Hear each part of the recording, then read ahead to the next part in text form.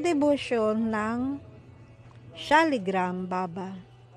Sa banal na bayan ng Maturan, may isang debotong Baba na kilala sa kanyang taos-pusong pagsamba sa kanyang Shaligram Shila. Namuhay siya ng may malalim na debosyon.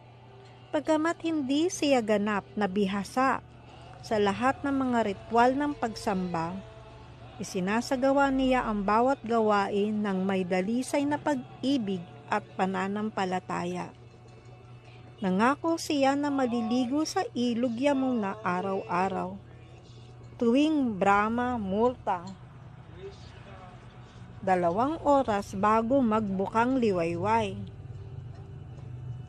At gagamitin lamang ang tubig mula sa Yamuna para sa pagsamba sa kanyang Shaligram Shila. Sa isang malamig at maulang gabi ng bagong buwan ng Enero, matindi ang lamig ng taglamig. Buong magdamag ang pagbuhos ng ulan at ang malamig na hangin ay lalo pang nagpahirap sa kalagayan.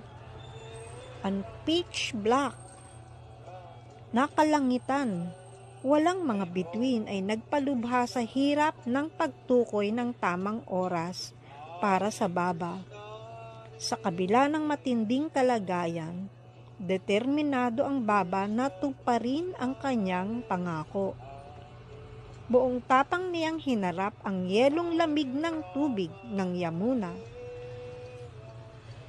Bago bumalik sa kanyang tahanan, nanginginig siya sa matinding lamig at nakikipaglaban sa dilim at ulan.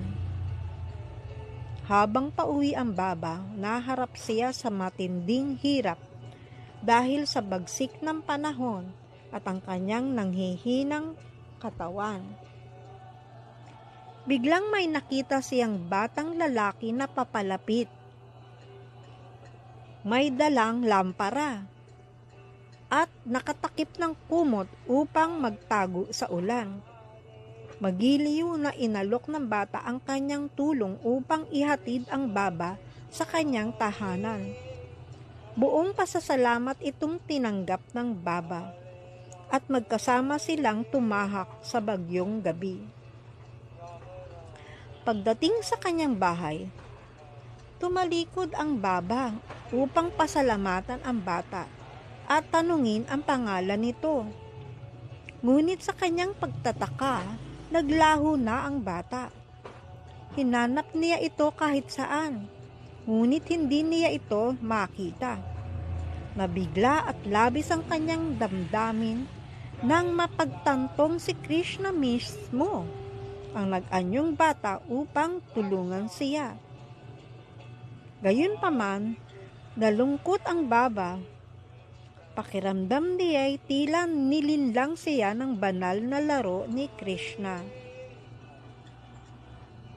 Pinapakita ng kwentong ito na ang tulong mula sa Diyos ay madalas na dumarating sa mga hindi inaasahang anyo.